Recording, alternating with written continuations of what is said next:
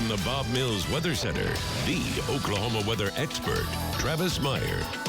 I don't know about you, but that thunder and lightning thing going on this morning was pretty wild. Alan and Stephen getting us through that. They might have to do the same thing again tomorrow morning. Paul Hood, a guy that we know quite well here at News on 6, and especially our 4 o'clock show, took this picture this morning. As the sun was rising, it also created a rainbow effect near his house. And he was like, man. And he sent me one just, I think, this past weekend of another rainbow. So he's just finding all this unique stuff. But he said it looked like another planet, or else a huge moon. He said, is this the supermoon? And so, again, pretty amazing. And we had some unique cloud structures today in Tulsa, north of Tulsa, and also over at Stillwell. We also ended up with shelf cloud again. So this becomes more common when we get this northwest flow and showers and thunderstorms. And so we'll have another shot of this coming in here late tonight, early tomorrow morning, so don't be surprised. And it's all thanks to the thunderstorms that develop up to the northwest, kind of waves of energy. They'll be coming in the flow of the jet stream, and so that's what's going on in Kansas right now. We don't have a bunch of severe weather, so it's going to be more isolated severe storms for early morning hours, but there could be some. And again, the rumble of thunder, I don't know about you, but again, that kind of wakes me up pretty quick as far as looking at today's highs. Notice how the northern half of the country, 70s and 80s, and we're the dividing line. Dallas has not really had many breaks. Texas has just had a stinky summer. Stinky, sweaty summer. We'll call it that. I don't know what else. 111 at Phoenix today, but I tell you, Dallas and in Texas just missing really any cool weather. They hardly get any of that. And the deep south has been hit with excessive heat as well. It's all because of that ridge of high pressure, and they're not getting hardly any rain. Last 7 days, tons of rain. High plains in Kansas, also from North Dakota, South Dakota, and then a stretch that went right through Iowa, then extended back on into portions of Missouri, and then back on into Kentucky and Tennessee, and in the southeast. But notice how the deep south, where that high pressure system is located, hasn't been anything. So they're praying for some rain.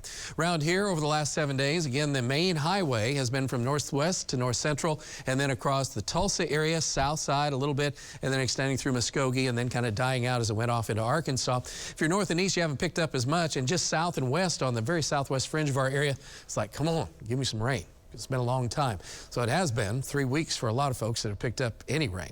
So across the northern part, again, we could handle some more rain across this area. Haven't seen a whole lot, but you can tell right where that water highway is located. And finally, parts of McAllister and Pittsburgh County extending back on up to Lake Eufaula picked up some rain, but we're trying to find more rain for you. And over the course of the next 7 days, especially tonight, early morning, more so. There could be a ½ inch to 1.5 inches. One of our computer models is saying 3.5 inches of rain. And again, in a narrow band that'd be going from the northwest to the southeast. That's a little radical, but it's not out of the realm of possibility. Right now, we're sitting at 80 gorgeous degrees. Humidity is at 69%. It's just nice. Upper 70s to low 80s for most of us. 73 over in Claremore. 72 up in Bartlesville. Clouds are on the increase, especially with that storm system to the north and to the west. So tonight, that system starts to move on in. So showers and thunderstorms erupting around 2 o'clock. A few could be south, and then it just takes over much of the areas from I-40 to Tulsa. Some of the ones across the south side here for you guys could be severe. There could be some hail in a few of these, a lot of lightning potential. And then once we get past 7 o'clock in the morning, things calm down. Turns out to be another nice day, kind of rain-cooled temperatures in the upper 80s. And then another band comes through as we get into Wednesday morning, early with showers and a few thunderstorms. And then Wednesday afternoon, the showers are pretty much over with. Temperatures start to creep up. Thursday, it starts to get hot. So here's our forecast. 69, cloudy with a good chance of rain and thunderstorms in the morning. Some of those could be severe. Don't forget Alan, Stephen, and our storm trackers.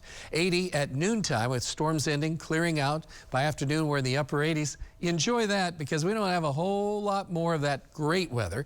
We have a chance of a few scattered storms as we extend the forecast all the way into next week. But notice we start to get some toasty temperatures. And then to go with that is excessive heat, like heat indexes around 105 to 110. That is ridiculous, and that is too much. That's your 9-day planner. Time for sports. John.